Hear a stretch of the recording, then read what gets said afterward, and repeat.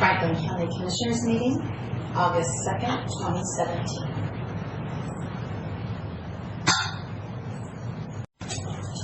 There you go. Yeah, it is 4 minutes off, almost 5. Good morning and welcome to Franklin County. We're our Wednesday morning, August 2nd board meeting, and we have a full complement of commissioners, and Keith, our administrator, and Karen, clerks, and an audience this morning. So start with, would you join me in the Pledge of Allegiance? Pledge allegiance to the flag of the United States of America and to the republic for which it stands, one nation, under God, indivisible, with liberty and justice for all. Thank you. So with that, I don't see Tom here. Keith, are you going to? I can speak to it, certainly. I understood Mr. Prince wouldn't be here. You may have gotten delayed, but before you... Excuse me, Keith. Mr. Chairman, it might be appropriate, since the people who are here for .09 are already here, we could maybe shuffle the schedule, save them some time, and give Tom some time to show up. Yeah, that's an idea. That could work. It's up to them, but... Keith is still up. As you know, and for the benefit of the public, Franklin County administers a 0.09% sales tax for the purpose of economic development in rural counties. This will eventually go away in, I think, 2024, so we still have a few years left of collecting this sales tax. But we have a process under the Franklin County Economic Development Plan by which a committee reviews proposals to use these funds for economic development projects within the county. We received some proposals, and we would like to have an opportunity to hear from those presenters of those proposals. That would include the City of Pasco, the Port of Pasco, and the Tri-State Development Council, or TRIDEC. There's representatives from each of those organizations here. When we prepared the board material, there was a proposal from the port for a request for funding for their project. I have since learned that they have received full funding for their project, but we'd still like to hear from Gary Ballou, who's the Economic Development Director for the port, to kind of give us an update on their economic development efforts. So their particular proposal would be pulled from this request. The resolution that's been prepared reflects that, so it just shows the city's request and TRIDEC's request. So just for your clarification, that if it pleases the board, we'd like to hear from Dave Zabel, City Manager from the City of Pasco, and Gary Ballou from the Port, and Carl Adrian from TRIDEC. You take them in that order then, Dave? We're just sorry we should have left. Carl's going to go first and talk a little more broadly, and then we'll talk about our two projects. Okay. All right. You come up and take a chair if you want, Carl. I was going to go last. Well, first, let me congratulate Franklin County on the process, because I think the way this has been organized and creating a committee of interested parties in the county, I think it's been a good process. I think we've all learned things from that. And so, again, I applaud the county for the process and your interest in economic development and using some of these funds for economic development. TRIDEC's proposal specifically is pretty straightforward. We would hire a consultant that would generate leads on a monthly basis for us in our target industries. While TRIDEC is out at trade shows and doing other things to generate leads, as well as being kind of the funnel for the state Department of Commerce and leads that might have an interest in Tri-Cities, we think there's a lot more that can be done. And this particular consultant that we've talked to actually has a process that they analyze business data and try to identify companies that are growing, have projects, and then provide us with a report, a little background report on the company for us to follow up on the leads. So the consultant actually limits it to 10 communities across the country. I've known the gentleman for quite some time. He's very well respected in the industry, and so they've been kind of holding a spot for us, presuming we move ahead with this. I'd try to respond to any questions you got. Go ahead. Commissioner Miller, any questions? Well, why don't you go ahead and start, and let me see my answers. Carl's probably in a read somewhere. I apologize if I missed it, but this consultant is not exclusively focused on Franklin County. It's a broader look. It would be a regional look, yes. And we're cost sharing with other communities. Yeah, and in fact, I put in a proposal. We estimated actually it's about, in terms of just our follow-up on the leads, would be about $30,000. So it's about the cost of the consultant's about a third of what the overall project would be. So it would be cover about a third of the cost. And what's the area that he's focused on? Greater Tri-Cities? Yeah, it'd be in Franklin counties. Which is about 250,000. So, okay, that's I think the only questions I had. That answered exactly what I was thinking. Great. So, Yeah, that's what I was curious about too. We would get, we always have to,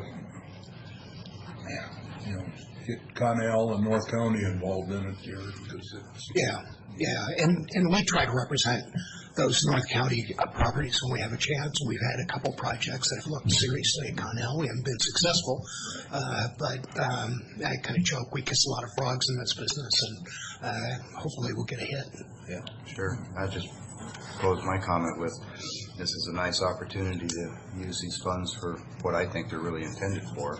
And at some point, maybe a year down the road, we look back and see what the return on investment has been. And if it's been good, we probably ought to look at expanding the effort. And if it's not, well, we look for other ways to do this. Yeah. Thank you. Thanks, Carl. thank you.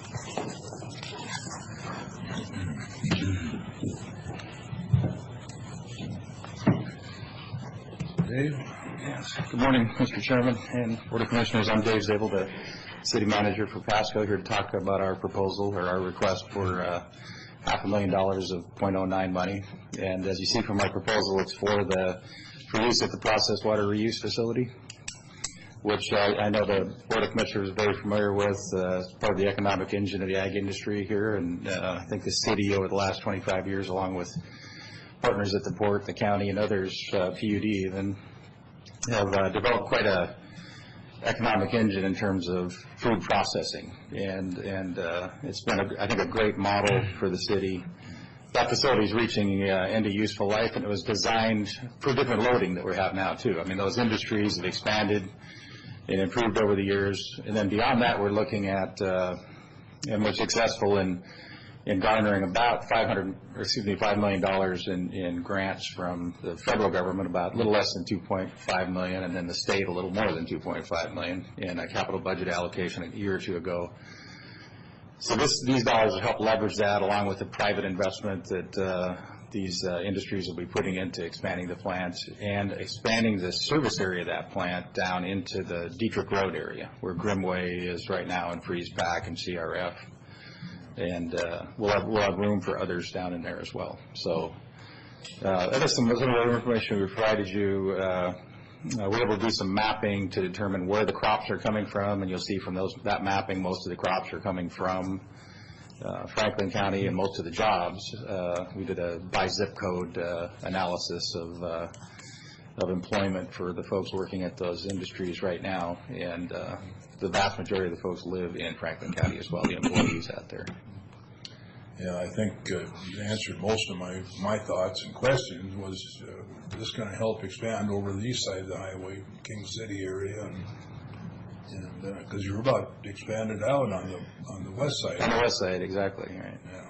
And so we saw that, and we started a couple of years ago, kind of working on getting money together to try to be able to build this will help design a lift station and build a lift station from that area up to the plant, as well as design and capacity improvements at the plant for those additional flows and suspended solid loadings. I think it's a big benefit for our area. I think that I read letters from all the people, the companies that had encouraged also. I think when it comes to these water issues, this is probably a good plan for the future. So does the city already own the lands that this expanded system goes on? We are in the process of negotiating that now, but we're part of this is, to do the engineering to determine the actual most ideal point for the lift station and whatever equalization pond, wet well, or whatever needs to go there. We're in consultation with a couple of property owners in that area, also with some of the existing industries. One of which has their own very antiquated pump station with a line that's probably past its useful life, their force main. So this will be a relief to them at some point in time down the road as well. So the location, the design, the expansion is driven by system design and what's efficient and what gives you a good return on the investment. Yeah, and covers the most possible service areas so they can gravity flow into our system. One thing I'll just share with you, pertinent to your question, is we just completed our initial draft of an alignment study. This was a study that the Federal Economic Development Administration wanted us to complete before signing off on a route. They wanted us to look at different route analysis.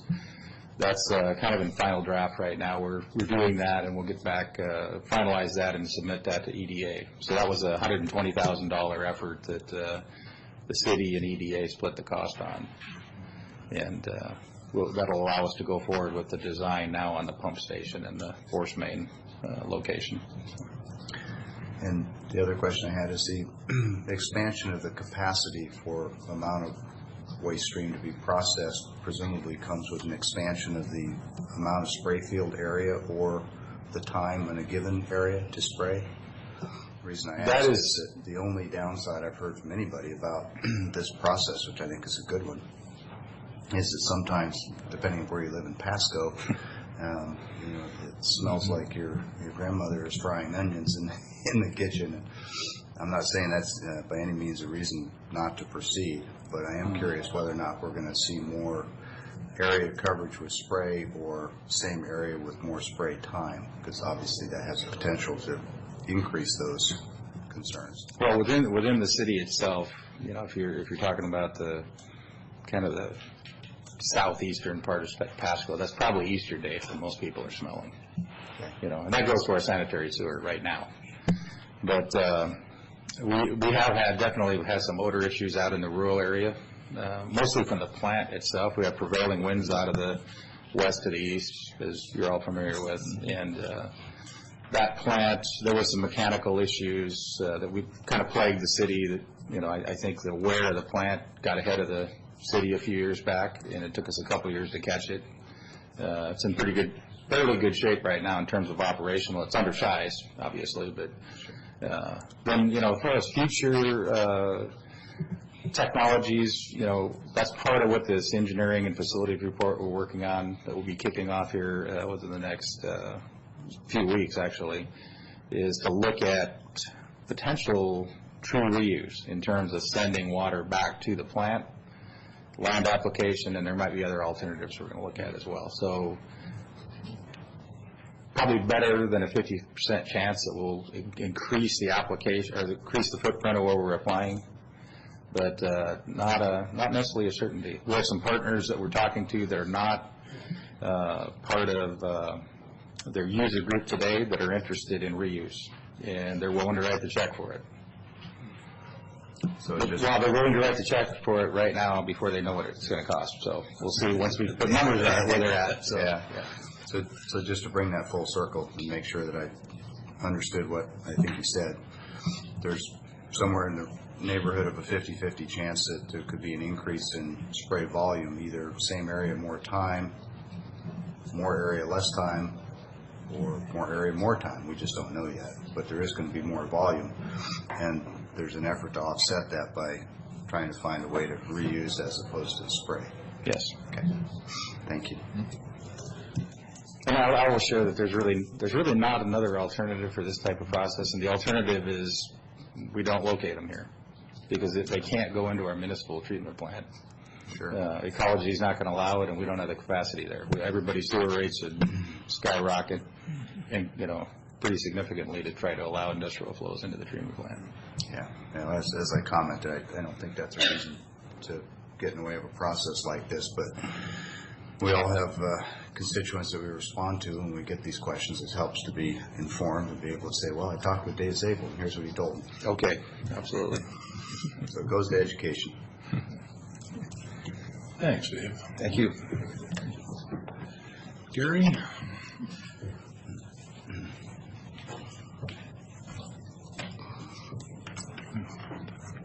Keep it brief. Thank you for commissioners for having us here today. If you saw Monday's Tri-City Herald, there was an article regarding PMNL's, I'll call it the flying laboratory platform. Currently they fly a G1 out of Tri-City's airport. The hangar that they're currently in, that plane barely fits in.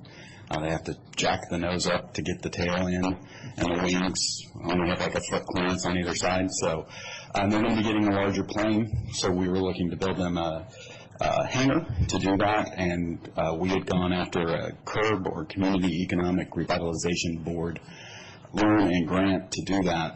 And as we were going through that process, it looked like they may cut the grant portion. We were asking for a $300,000 grant.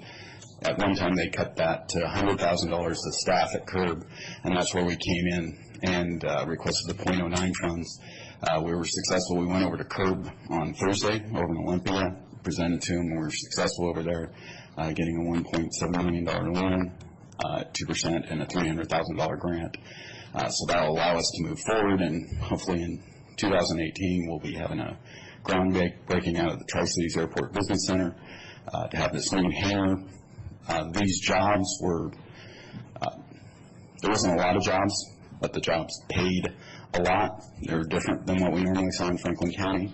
So very good jobs, plus we really wanted to emphasize, as the port looks at that airport business center, we see that as an opportunity to bring in more corporate aviation. Having Battelle have a hangar there, even if that hangar is owned by the port, we'd still like to hang Battelle's name off of it. We think provides opportunities there. So we appreciate your support on this, and we are happy to announce that we will not be using those funds. We'll mention just one thing, kind of the importance of these .09 monies as we're going to 2024 and potentially ending. Because the capital budget wasn't passed this year, we scraped the bottom of the CURB barrel. Basically, we were the last funds out of the pot of money they had, and that pot is now empty for the foreseeable future. And we're seeing that a lot more in the normal funds that we would go after. So the importance of these .09 monies as we move the port and the county and the city forward on economic development are really important.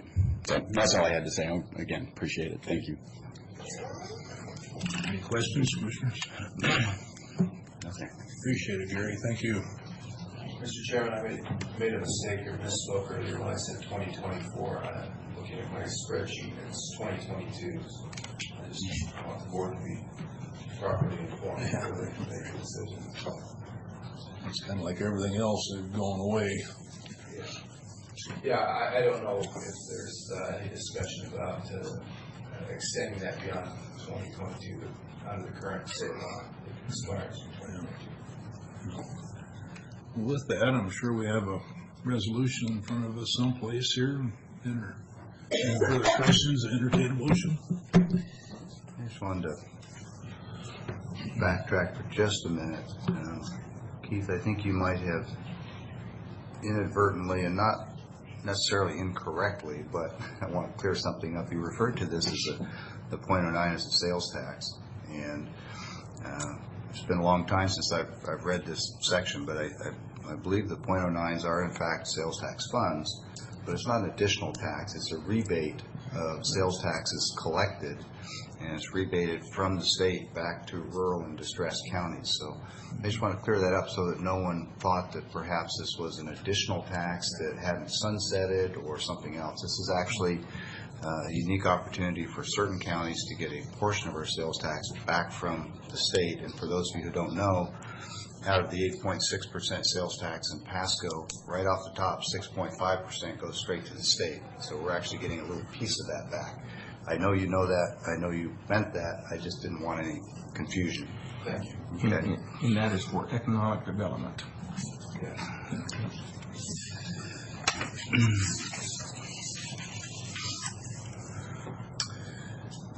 So, Mr. Chairman, I'm just pausing for a moment in case anybody else had anything they wanted to add before I move forward. I haven't. Entertain a motion. Okay. Mr. Chairman, happy to move for approval of Franklin County Resolution 2017-213, entitled Approval of .09 Economic Development Fund Expenditures for Projects in Franklin County, with due thanks and appreciation to all the people that made this possible. Second the motion. Okay. Further discussion? All in favor? Aye. Opposed? Thank you. Thank you, everybody.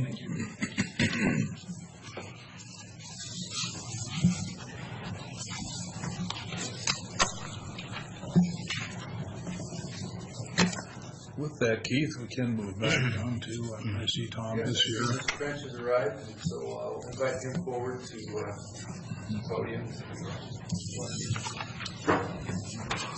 Go into detail a little bit more than he's going to read ahead, but we have a proposal Come on, Tom. the West Coast Auto Group to provide additional revenues to the track facility in exchange for the authority to have naming rights over the track facility. And I know there's going to be some questions about exactly what that means.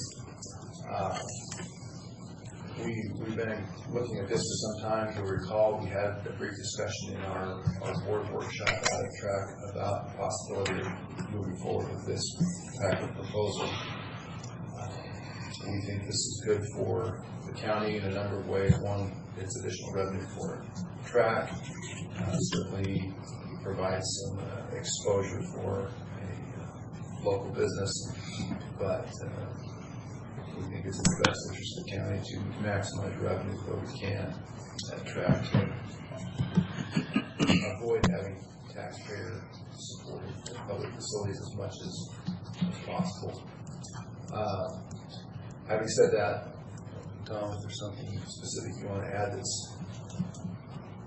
I think most information is contained in the read material. So we don't want to take up unnecessary time, but if you have questions, we'd be glad to respond. Just a comment, I think, at first, when I first heard about this and saw some of the early information, I was concerned about how they were going to name it.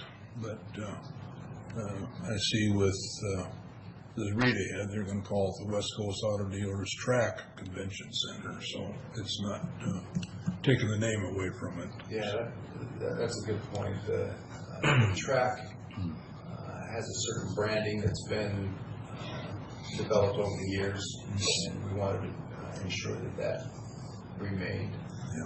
So that certainly local people understood that it's still a track facility for trade, recreation, agricultural, convention center. I threw in there that it's not a part of this proposal, but we learned fairly recently that when someone does a web search for convention centers in the Tri-Cities area, track does not show up because convention is not listed in the name of the facility. And so we're going to be making a change there so that it'll be very transparent to the local community, but to the online community when they do a search for convention centers, that will then get hit. And so that should increase our online presence.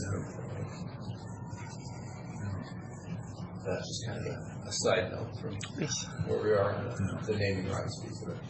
And I would also let you know that there are additional naming rights opportunities.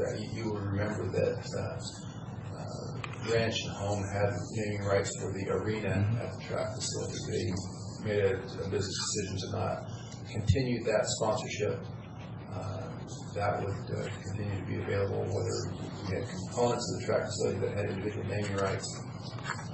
Under this proposal is before you today, those opportunities will still. Okay. Okay. Questions, commissioners? I had a few. First one is, what are we losing by allowing them to have a car lot sale every other month? What are we losing? Yes. What are you getting now as in turn of car lot sales? Revenue. We have a few throughout the year. They're very low impact to us. There's no, when I say low impact to us, is just as far as labor is concerned, from track staff having to go out and doing things, so they're very low impact events to us. So having additional I sales. think he's asking what revenue are you losing if you lose those other car sales? Oh, none. We haven't had, we had a company out of, a car dealership out of Grandview that did a couple last year. They did not come down this year. That's the only other one that we had. Well, if we sign this agreement, then is others able to come? Other car lot sales? Yes, I believe, I don't believe there's any language in the contract that would prohibit that. Then, I was kind of just, first you said the sign's going to say West Coast Auto Dealers, whatever dealers, in /track. Are all the signage going to say that? I don't think so. I think it's just going to say the West Car Trade Dealers. Is that what the signage is going to say? It's understanding the signage, we said West Coast Auto Dealer Track Center, or Track Convention Center. All of the signage. Over there on that little thing by Cousins, the little chaos like Cousins, on the freeway, anything that we have, it's all going to say that. It was. That's pretty right. Okay, then, see, I looked at it and didn't really, I read it first, kind of questioned it, didn't think it was as great as it was. Read it again, didn't like it, and last night I read it again, really didn't like this agreement, because it isn't $1 million contract. $100,000 we're paying for the signage. So really, if you want to be precise, it's a $900,000 contract. Plus, that they got a right with a year notice to get out of it any time, and we do too. But what are we going to do with the signage when they leave? I don't see it in the contract there. Do we have to take it down, put back whatever we want? And and what I'm saying about these signage there is, if you look for the first 5 years, it's 667 per month. If you times that, that's $80,000 a year. And then if you go up in the last 5 is, and that's what we pay for the signage, $20,000 a year for 5. It looks like that's how we're paying for the signage, for their signage. Okay, so it's not $1 million deal.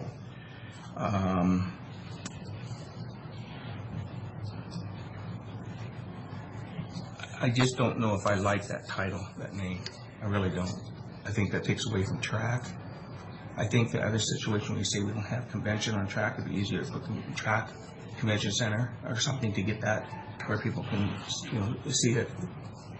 But to have West Coast Auto Dealers, I'm not just so sure about that name. I'm just not too excited about that. I'm really not. I don't know. I think, I just don't think it's $1 million deal, for one.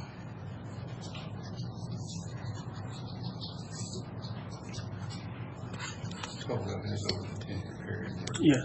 But then there are some offsetting expenses. Exactly. Yes. Incurred. They get to use the boardroom, they get to use the room, and that's going to be called, that boardroom's now going to be West Car Dealers Lounge.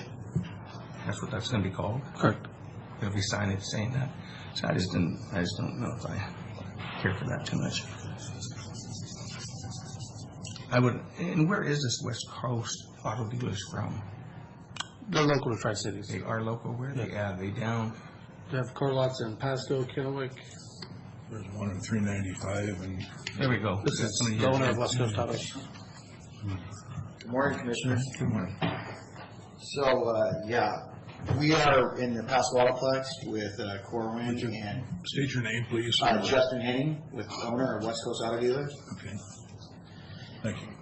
And we are in the Pasqualaplex with Corwin Ford and Bill McCurley. We also have another location in Kennewick, and we also have another location in Moses Lake. We have a service facility in Richland, so we have a total of 5 different locations here in this vicinity and surrounding areas. Me being born and raised here in the Tri-Cities, I live in Pasco, I've been a Pasco resident for the last 20 years, and you know, we do anywhere from $1.5 to $2 million in total sales when we go out there for that total week.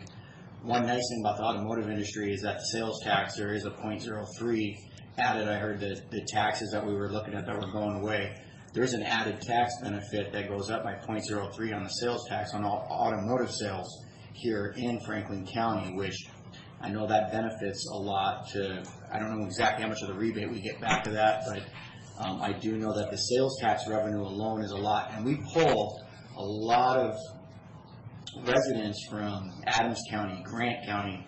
You know, we're doing mass blanketing, so we're bringing in a lot of out-of-town customers into the Tri-Cities and into Pasco in general. You know, we sell on the average of 150 to 200 vehicles per month, so for us to do that, we have to get 800 to 1,000 customers in the door. So we create a lot of traffic, a lot of revenue. When we do those sales out there at the track, which we've done now for the last 3 years, and we've done only one a year. They're a big event. We've streamlined it now, though, and when we do those events, the Cousins, all the restaurants around, I mean, they're completely packed. We bring a lot of people in, and the parking lot's full. So, you know, I just felt like that would be a good place for us to benefit Pasco, benefit a lot of tax dollars that are coming into that vicinity right there, and we sell great cars. I'm surprised you haven't. I have. I know where you're at now. Okay. I think we bought one 10 years ago from there, so Okay. a while back. Did you, it's used cars, all used cars? Correct, yeah, 5 years and newer pretty much, so they're 2013, 2018, we don't sell, I mean, we have 17s, when the 18s start coming out with 1,000, 2,000 miles. I got contracts signed with Enterprise National, Alamo, a lot of contracts that I buy direct from them, so they're not even through an auction house, so that's how we do the volume we do. Well, I thought we were going to keep more of the track name and not just add it with it. I thought, you know, maybe a sponsor or something like that, maybe the room or something, but the whole thing being the West Coast, I think it's kind of a large name, kind of takes away from track. I think track's doing pretty well. I think you're doing a good job. I just went by the other day with the horse show, what was going on there. I counted over 120 trailers, and that's just a quick count. There's probably a lot more than that even. So, you know, I don't know. I'm still set and doing what the purpose was for it, not take away from it. And I'm a little concerned this might take away from it. Sure.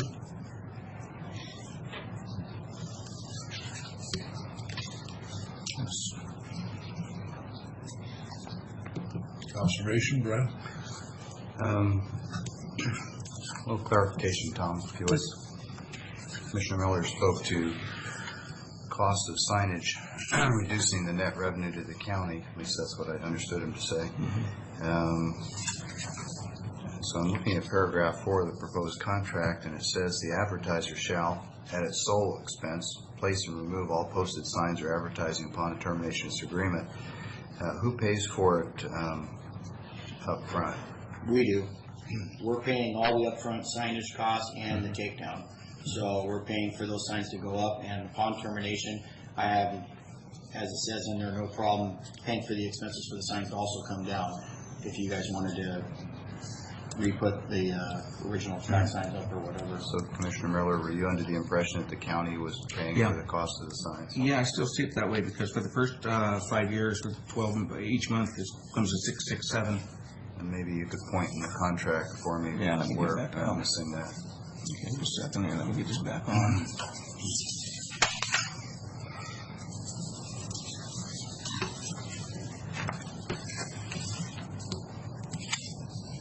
I don't know why I'm not getting it on. Just a second. There it goes. Okay, well, right in the top of the fiscal impact is 1. So if you look at the 5 years, starting with the signing of the agreement, and maybe it isn't dedicated to that, but why is it $80,000 per year? So it's a $400,000 total from July 1st to July 2017 to 2022. That's the first paragraph up there. It has the payment structure. Tom, do you have a copy of the agenda summary report? I do not. Can you show him the first page, please?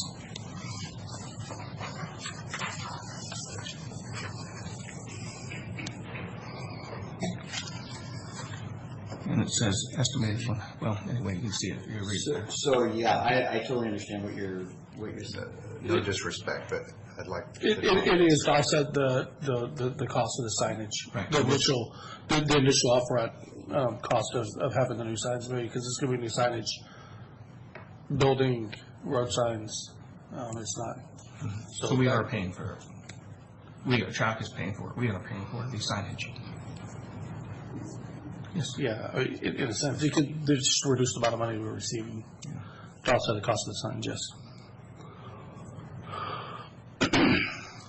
So, Tom, that does sound to me like the track is paying for the signage, good, bad, or indifferent, but it does appear that way. Do you agree differently? Okay. Okay.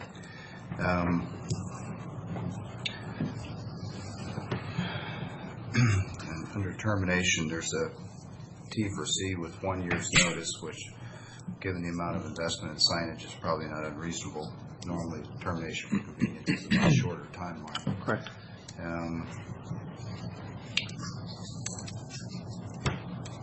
Let's see.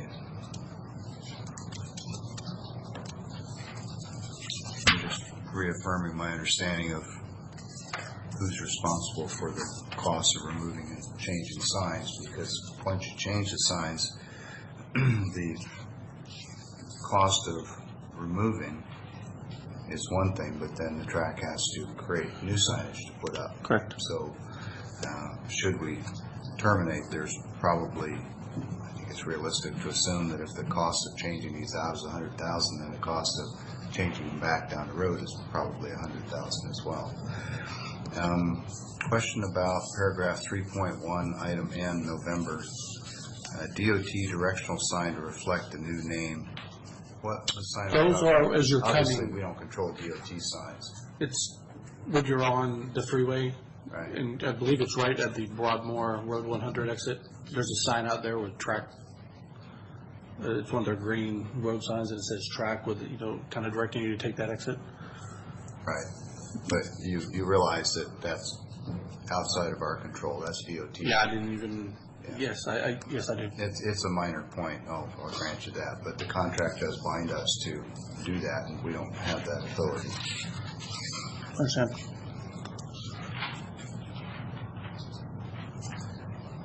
And I'm sure if West Coast were to go to DOT, they'd probably handle it for them fine. I'm not suggesting it's a problem, but anytime I see language in the contract that commits us to do something that we don't have the authority to do, I feel like I need to mention it. Keith, your comments about naming of track, we had a brief conversation just to clarify or amplify on that. Currently, it's Trade, Recreation, and Agriculture Center, and so when people say track center, they're really saying Trade, Recreation, and Agriculture Center. Yes. And so the idea is to change the last C that currently means center to convention, so that then would be Trade, Recreation, Agriculture, and Conventions Center. Correct. I have that right? That is correct. Okay, good. And part of this, as you know, sometimes I'll go through this because we have a recording, and we have a lot of people who listen, and just trying to inform, educate. Let's see. In 5C, the 5-year contract extension, if we were to go there, those naming rights are a full 500, so it's 100,000 a year there, and that's at 83 something per month. Again, just for clarity, because earlier Commissioner Miller had said that it was 6,000 some, and that's for the first 5 years. The second 5 years, if that extension is approved, is at the higher amount. Yes. Okay. Any other costs besides the 100,000 on the signage? There would be, I mean, obviously, as we move forward, new business cards as the ones we have. Business cards, letterhead, stationary letterhead, but those cost. Is it pretty common in these naming agreements, Tom, for the level of signage and association that's in this agreement? For example, employee uniforms now saying West Coast Auto Dealers Track. Is that a common practice in other places? I just don't have a lot of experience with this. I really can't give a solid answer on that. I don't know if most corporations coming requesting naming rights go that far to want the shirts of the employees were to be branded with that. So I don't know if it's common or not.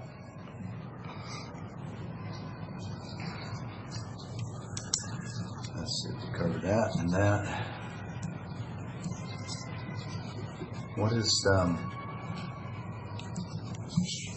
What is your current financial picture looking like for the track this year? We are on pace. I believe the second half of the year is going to be much better than the first half. So we are looking to come in right around the $300,000 subsidy. Okay, and which is on path with last year the purchase of that truck and tractor. So we've kind of seemed to even a little bit. Yeah. So you had a capital expenditure last year that you're putting in your O&M expense. Yes. How much was that? $82,000 for the truck and the tractor. So we're not for that capital investment, which normally, as a business person, I would isolate, not as an O&M expense. You'd have been at about $220. Yes, sir. And how does that compare with prior years? Oh, $300,000 plus. When was the last time track had a $220,000 or smaller subsidy? Any idea? I don't believe it ever has. $500,000 was about the benchmark. Okay. I mention that because it goes to Commissioner Miller's point that the track is on an improved financial path, and so the issue of fiscal necessity for a naming rights deal, if we were in the old days at $500,000 or $600,000 a year net losses, might be, depending on your opinion of things, more or less attractive than in a year when we're at $225,000 subsidy. That's why I drilled down on that. Let's see, Keith, on the bonds at track, most if not all of those were .09 funded. Does anybody recall offhand, off the top of your head, don't we have one remaining, and doesn't it expire here in the near term? I believe it does.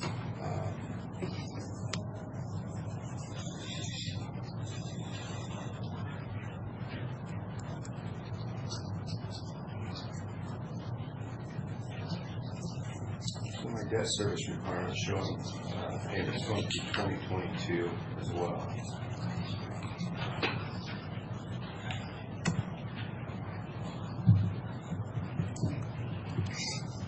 There's three. I see Tom Westerman's here. Tom may know off the top of his head too. Yeah, it was for the ice pavilion. I think that was construction of 2004 or something. That would have been a 20-year bond, so probably around 2024.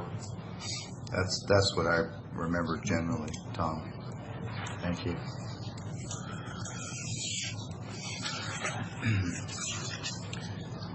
Commissioner Cook, I'm going to defer to you and Commissioner Miller with any other questions, but would like to come back before we move to any action. No, I have not my answers. I think you're heading the right direction with track, the way it's going. I think that giving up a naming right, I think is a pretty big step for us. I think that we got some plans, if we do cement the arena, that we can do an outdoor arena, which I think is very successful, will be successful, to be provided enough revenue to cut that subsidy down even furthermore. So that's where I'm at. I just don't know if I like the idea of the whole naming signage. I mean, I can't even imagine what a sign would look like. You know, with that law, I don't know. You don't have any idea or any projection of what the signage would look like, do you? Oh, absolutely. I can get you photos for it, absolutely. That would be probably helpful. The signage would have your title. It would not say track anywhere. It would say track. It would say track. Okay, it just says track, right? Okay.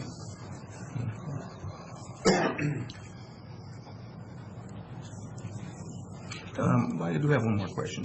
Did this come from front of the advisory board?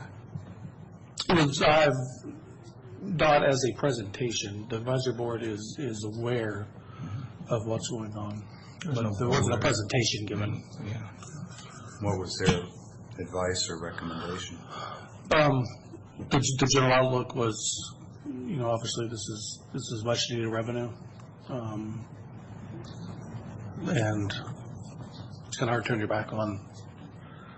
So they were very supportive of it, just because, obviously because of the revenue, the impact of the revenue. And when you said it was a $300,000 subsidy, that's split in half. Yes. With And that's city. On track, don't. Yeah, Those are exactly. That's just where we're at, okay. guaranteed numbers.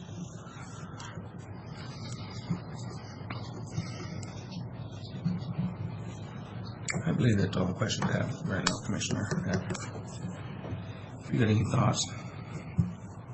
I think there are both economic and aesthetic considerations. My thinking on tract financing has sort of, I guess, evolved over the years.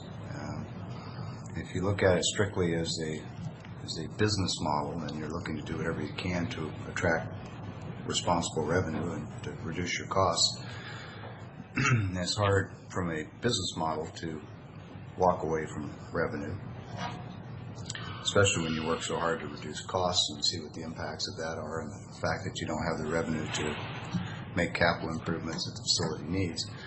But the evolution I was referring to is that if you really step back and you look at the economic benefits of tract that are accrued through sales tax revenues in surrounding businesses that arguably would not have evolved were not for tract, then it realistically, I think you could make a logical argument from a county-wide perspective that tract probably isn't losing the kind of numbers that it sounds like. I think the subsidy is much smaller. I think it's fair to count the collateral economic benefit that tract brings to local hotels that wouldn't be there if it weren't for tract and so forth.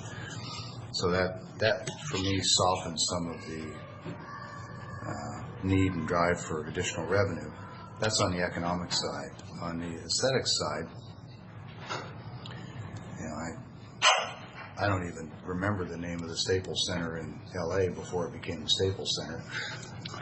And while I don't think we have any Staples stores up here, and I don't know that I've ever shopped in one, I don't necessarily take offense to the name either.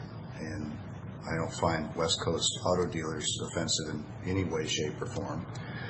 I'm wondering if, in the interest of accommodation and working toward support, it might be appropriate to table a request for a week to allow you to provide some images for Commissioner Miller of what the signage would look like so that he can make a more informed judgment as to what the aesthetic impacts might be. Sure. That way we can all weigh both the economic potential as well as the aesthetic impacts. It might just be that the signage is designed and tasteful enough that those concerns go away. Just a thought. And I'm intentionally not making a motion to table it at this point because I'd like a little more dialogue. Would that be appealing to have a week to look at signage? Well, that would help. That would help. But also, I'm looking at the contract, and you seem to always be very careful on contracts. You seem to read these things, and I'm just not so sure with where they don't step out any time in the signage situation. If the contract is very well written for benefit of the tract, and again, I have no with the name either. I just don't like the long name. I just don't like that tract I would rather have track and then, sponsored by or something else that's a little more appropriate, because track is known for track. I've been on airplanes and going different places and people have been to track, and it is known, throughout. So, that's what I thought. Did you get a good look at the contract, Commissioner Peck? Did you see any? Well, it's been through our legal review, and it's sufficient as to form, but as I'm probably been on record 100 times saying over the years, legally sufficient and legally attractive aren't always the same thing. There are some commitments in here that we don't have the authority to make. It's not necessary as part of the contract, but it would have been nice to see some representations of signage so that Commissioner Miller and others could be more comfortable with how that might appear. The issue of the cost for the county, if we were to exit the contract and having to redo our signage, isn't necessarily something that would be in a contract, but it certainly could be. It's always good in a contract for all the parties to know who's responsible for what in the eventuality of A, B, or C. And one of the eventualities that is discussed here is the termination of the contract, because as I read it, it's a 5-year with a potential 5-year extension. But at least based on what I read in this contract, there's no way it goes beyond 10 with this contract.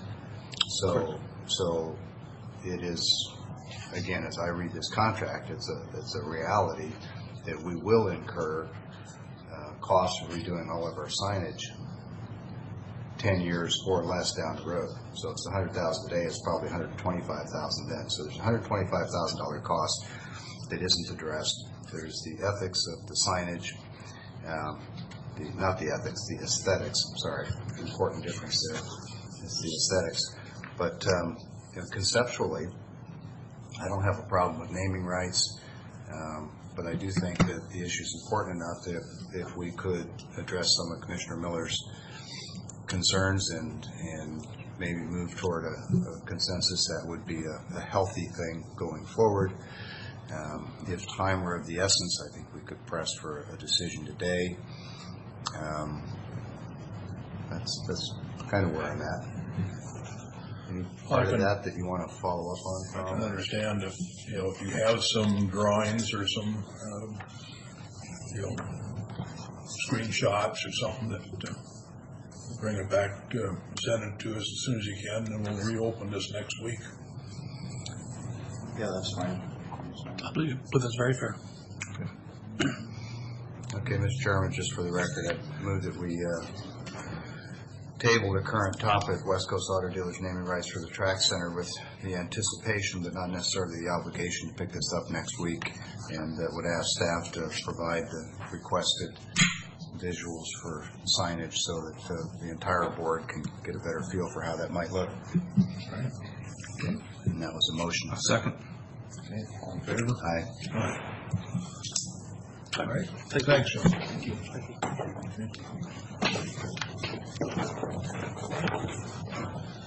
All right, this is the portion of the agenda for public comment.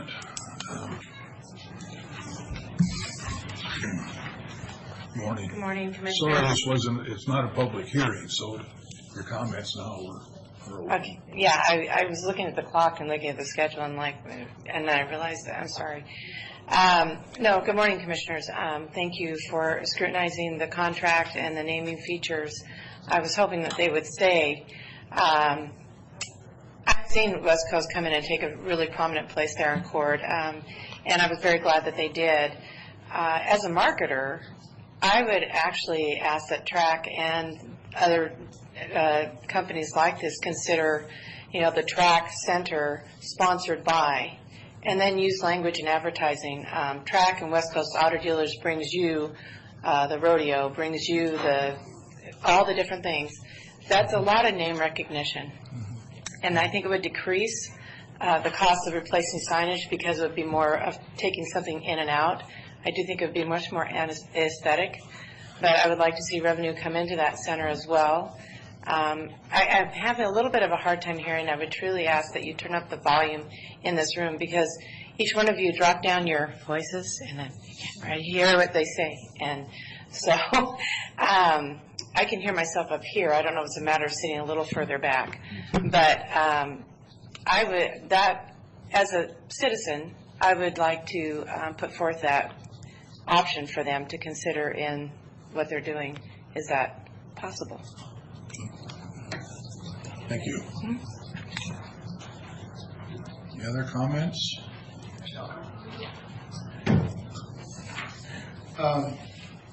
I just had a chance to look at it. I appreciate the dialogue and consideration you had.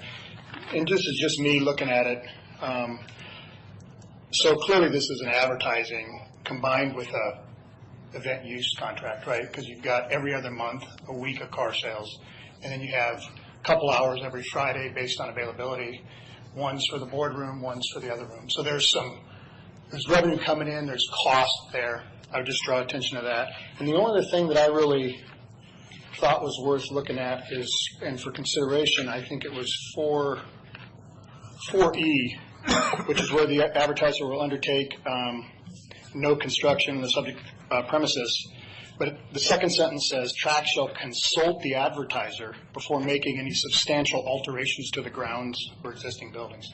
So anyway, that's just one of those little contractual things. And I mean, I could talk to you later if there's anything else, but those are just some of the things I noticed about the contract. So, thank you. Further comments? Andrew? Good morning.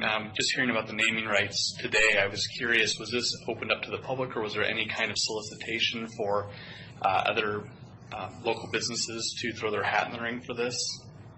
Just be a question I would ask. So you respond to that? Yeah, if you would. Yes, we did not go through a formal public bidding process, consultation with the prosecutor's office and others. It's kind of a unique situation. We had some discussion about whether we would try to do some kind of a request for proposal, but we learned that it was not required to do that. This proposal was somewhat unrequested in the sense the West Coast office came to us as opposed to us going to them looking for the naming rights. It's very similar to what you see in, Staples Center was an example that was mentioned. You see it in publicly owned facilities, a number of universities have sold naming rights to their stadiums and their basketball arenas and those kinds of things as a way to generate additional funds for publicly sponsored universities. We considered that, but just decided based on the numbers that we were seeing from West Coast Auto and some comparators that we've seen around the country, that this was a more than fair compensation for what they were requesting. Certainly we understand that there may be other companies that would be interested in doing that as well. Prosecutor's office, civil attorneys advised that there was not a legal obligation to put out a request for proposal or something similar? Correct. Okay. Answer. Any further comments? Seeing none, we'll move on to office business. We should have some warrants and... We do. Mr. Chairman, I'd like to start out by moving for approval of fund expenditures in total amount of $936,478.32. Note for the record, this has been reviewed by the auditor's office, signed out by 2 representatives there, and also reviewed by the county administrator. And so, that's it. Okay, second. All in favor? Aye.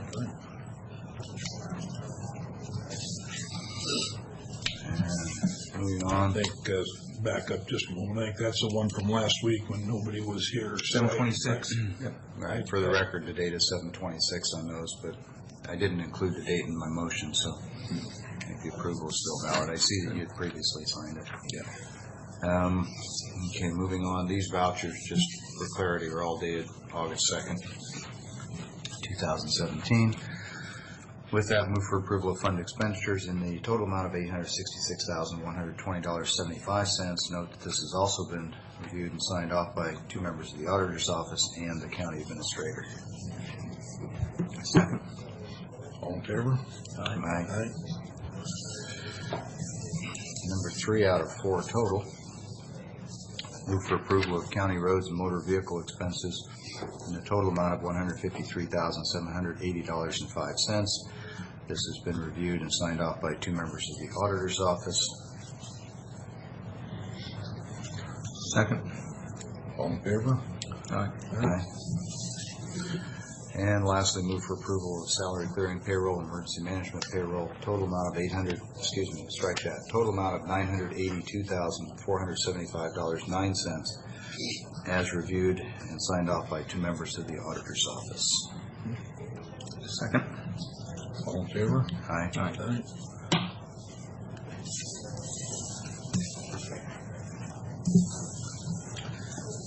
That brings us to the consent agenda.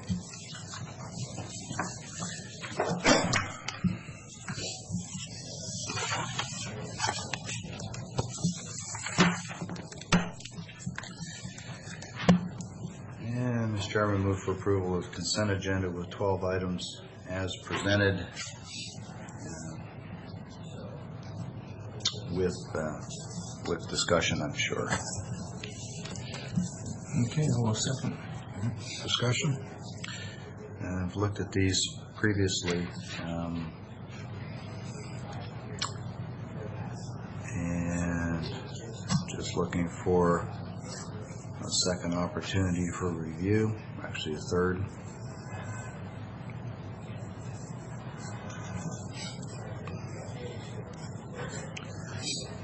And Keith, we discussed these the other day, but there's no change since then, right? That's correct.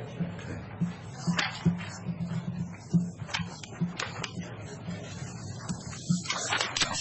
Okay, no other comments. All in favor? Aye.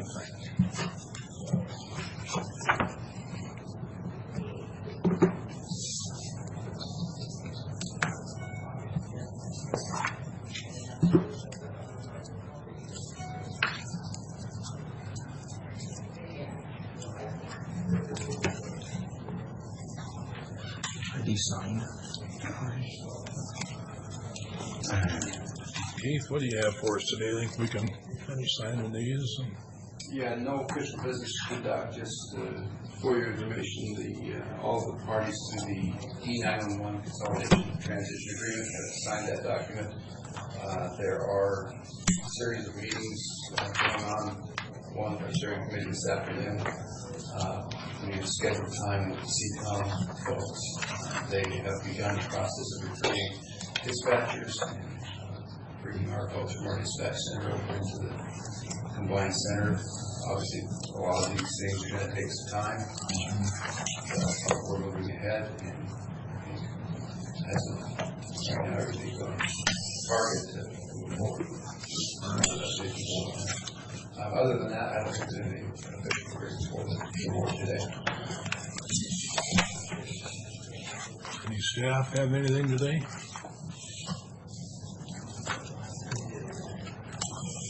It's the final position for public comment. All right, we'll just finish these signatures up then, and that will end our business for today. Yeah, I have a couple comments. Okay. This last week, 2 of the things I visited with I'd like to speak on. One of them was that the Columbia River Treaty with Canada. It appears we had a meeting, the group did, with the Power Group. And the Power Group is sponsored by 80 different PUDs. And Tridec also, and a few others like that. They have that many members, 80. They serve over 6.5 million customers. Their discussion with us that we're both going at it the wrong way in Washington, D.C., because we're talking about the ecosystem in the flooding and also the power, where their situation, they believe, is In the treaty, if you read Article 19, it only states it's about the power the treaty is. So that's where they're aiming at, and we had discussion, so we're on a, getting the same type of, we're trying to get on the same line is what we're trying to do, same page with them. They're going to be at the meeting and discuss to the whole group at the next PAG meeting. I also went and visited with Mr. Miller, before you move off that topic, I do have a question. Okay.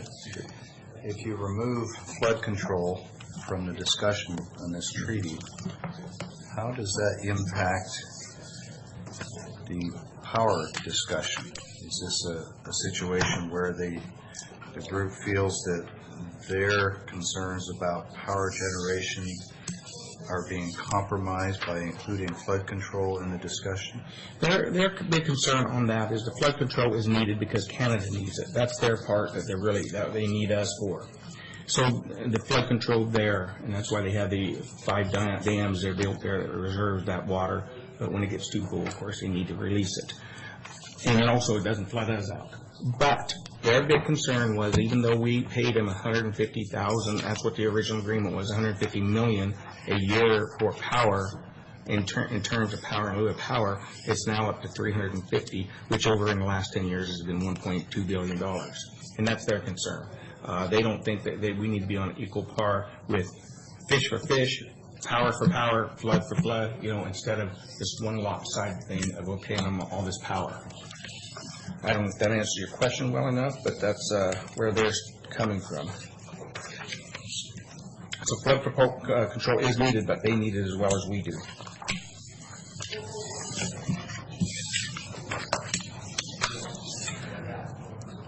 I had another meeting, and this was with Accountable Community Health, and this is with Kara Moser, who is just right here in West Lucky, Program Director. So what's going on there is they had talked to us about by September 1st, in fact, I think it's 17th, I gotta get the date, I don't have those notes with me, but it is, if we need to sign a letter of intent, to sign that letter of intent would receive $4 million right off for consulting fees, things like this, for mental illness, for the BOH, for the reduction of the BOH in 2020, and so, excuse me, when I said mental illness, it's not. I just don't have my notes to follow right here. But it is for the BOH when it goes away in 2020. So this money would pay for consultant. They would give that money back to BOH, our BOH. But the situation is we would have to have 9 counties respond with a positive. Do you mean BHO? Yes, BHO. Okay. Sorry. And I was confusing Board of Health. Yeah, no, I'm sorry. And so, like I said, I don't have my notes, so I'm just kind of winging it here right now, but what they, wait, you know what? I think I do have my notes. Well, anyway, what they're wanting us to do is they're going to be at the meeting the 14th, August 14th, the Bi-County meeting, okay?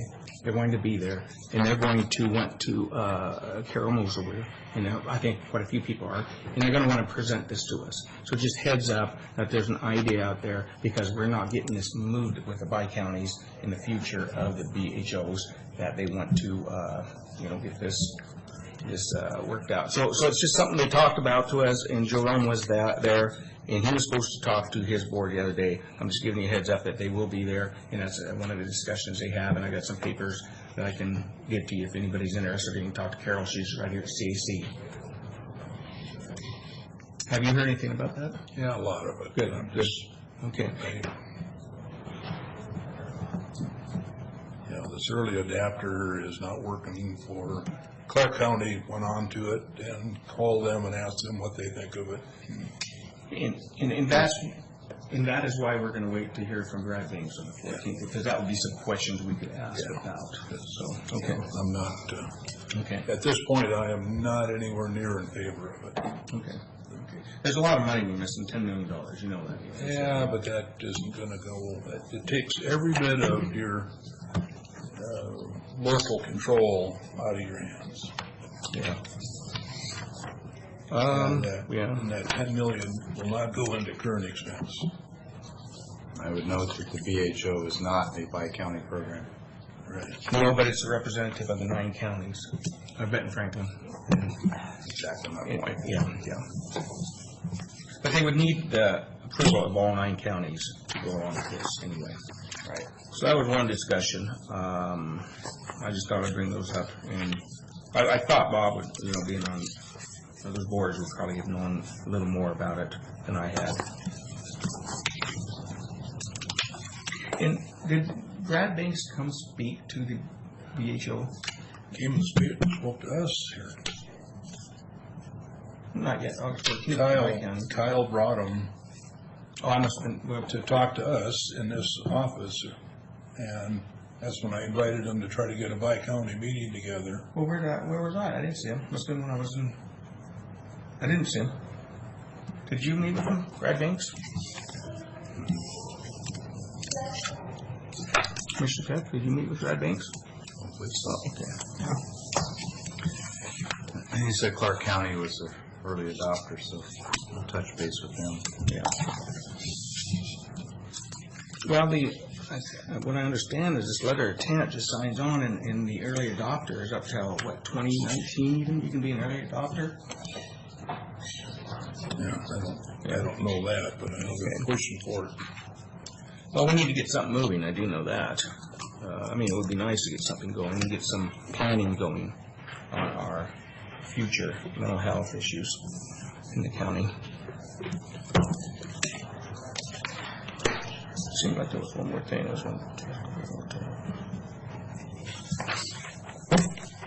Appears to me the state continually is moving the goalposts and changing the rules.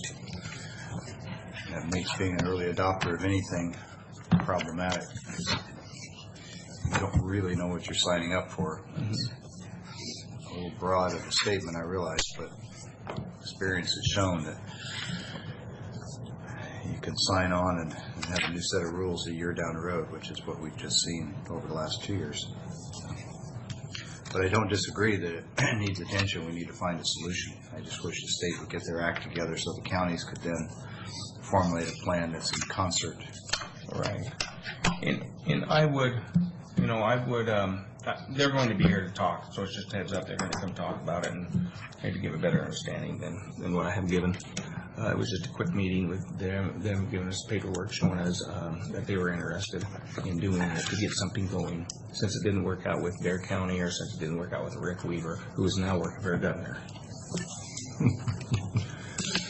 So, I do have one more thing, though, and that was with Matt. I have been getting phone calls, and I talked to Commissioner Cook about this once, and I think we got the different places. Sorry, which Matt are you referring to? Mahoney. Okay. And whichever reason was in there is where I'm at. Oh, I'm sorry, but he's right. Yeah, that's what I meant. Mr. Beaton was in. I was looking at Matt when I was pointing. I'm sorry, but Matt Mahoney, I've been getting some phone calls on that intersection that we had problems with before in the corn. It's actually the curve in that even though the farmer has cut back, it's still not far enough back that people have a problem with the blind side. If I remember right, a couple of years ago, we blocked that road for the season, didn't we? Didn't we block it so they had to go straight and then turn? I believe that occurred in 2013. Is we set up a short-term detour from Hollingsworth and Wallwood. That's correct. I've got a complaint from some of the owners living there, Lancasters, and I have complaints from some other people out there. And I've got about 3 calls, and in talking, I've heard people say how bad that is. So it's that corner's tall again, and I looked at it, and they got a big path out, but it's right around the corner. It's not. So I think maybe he's in his legal, where he's mowed it down. He's probably mowed down legally. You have looked at it, haven't you? I did take a drive out there the other day, and up until speaking with you or your message, I hadn't heard a specific complaint about that area. That's an area now that I'm aware of that we can check and based on the county ordinance, the site distance in that area again and verify. And I can certainly report that to the board the board on those findings, if that's the preference, correct? Well, of course, I get the threats that if something happens, it's going to look bad for the farmer, and it's going to look bad for the county, because there have been complaints on it. So whatever's legal, we need to do. And even then, like Commissioner Heck has always alluded to, we're still at fault when it's not even our fault. So maybe something you might want to really look at, because I've been getting the calls constant from the one neighbor that lives there. Absolutely. And their parents are elderly, and they're afraid they're going to go around there and get hit, and it's going to be a big story. And anyway, I think it's... Yes. Would you verify the intersection? It's the intersection of Walluke and Hollingsworth, and then there's the curve that goes into... The curve is actually part of Hollingsworth. It's at a Y intersection on... Right. Really, it's the southern curve of Hollingsworth Road. Hollingsworth continues out the end of that curve towards the west, and Walluke heads dead south from off that curve. It's where Hollingsworth transitions from north-south to east-west, and the next road to the west is Buffalo Road. That's correct. The next crossing road. So I was out there about 5 o'clock yesterday afternoon looking at the corn, and my understanding is that the county right-of-way is 30 feet from the center line of the road. And so I measured that off approximately, pretty close. And clearly there's a lot of crop that's being grown in the county's right-of-way. And there appears to be some historical perception, I think is the right word, because no one really has been able to show me a document, but a discussion that says that the county once upon a time was spraying the right-of-ways for weed control, had some spray that got away from them, damage from crops, there were some settlements, and allegedly an agreement, apparently verbal because I can't find anything in writing, grew out of that, wherein the farmers would be allowed to grow crops in the right-of-way as the means of increasing their productivity and also controlling weeds.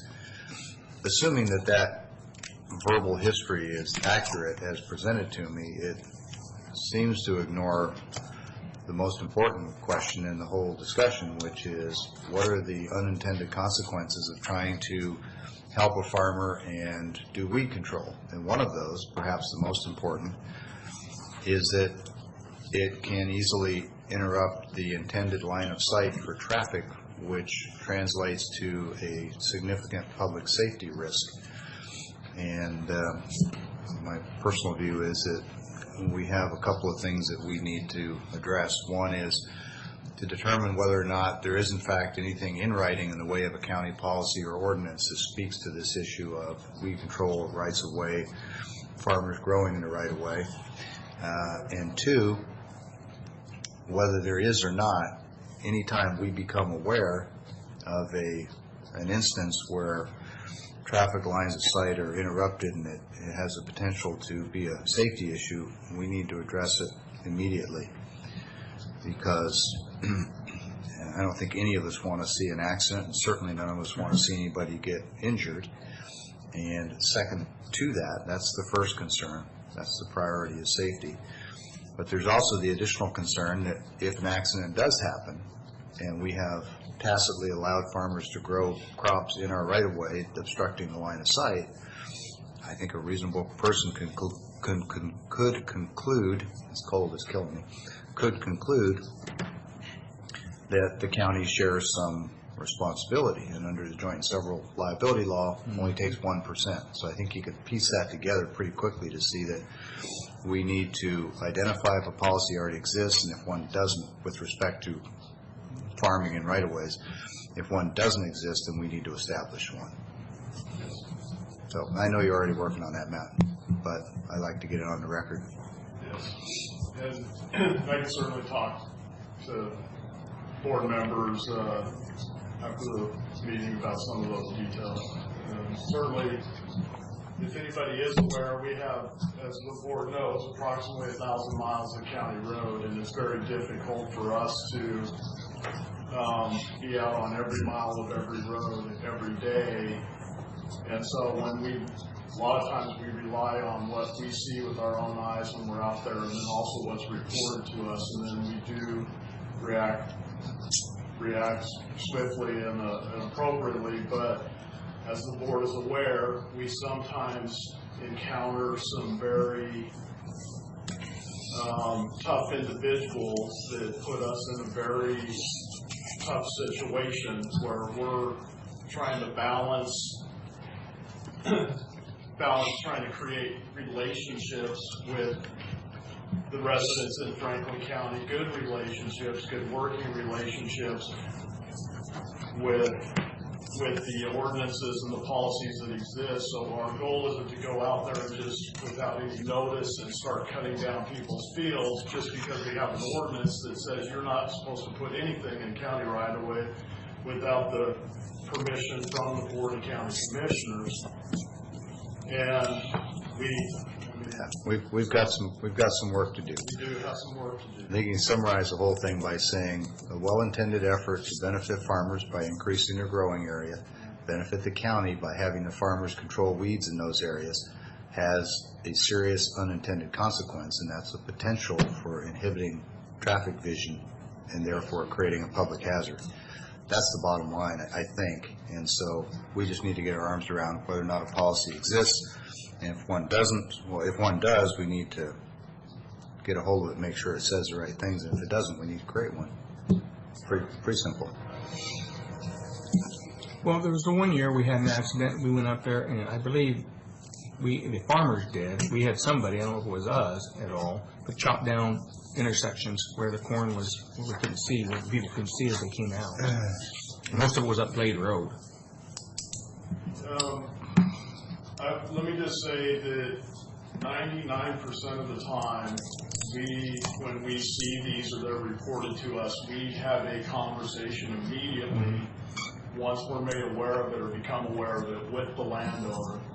99% of the time, the landowner takes care of it immediately, or they ask us to take care of it. It's in county right of way. Our people have the absolute authority that's been given to them by the Board of County Commissioners over county roads to maintain county right of way. And it gets done. There's that 1% that we are really struggling with where we're put in a position where it's a little bit like being the sheriff. You don't necessarily want to write somebody a ticket, but sometimes you have to. And unfortunately, we don't have that authority to write tickets, and sometimes we're put in a position where we have to request the sheriff to accompany our staff to go out and do the job that they were commissioned by the board to do. And that's the struggle. That's the tough part that we have is, like I said, is trying to build these relationships, but it's very difficult to do under certain circumstances, and I would appreciate being able just to speak to the board in private about. I don't want to air my frustrations out here in the public. I think this is something that better serve me speaking with Keith, the county administrator, and moving forward in a positive direction. Good.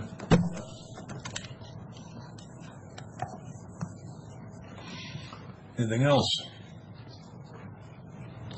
Nothing else for the good of the board. We are adjourned. Thank you.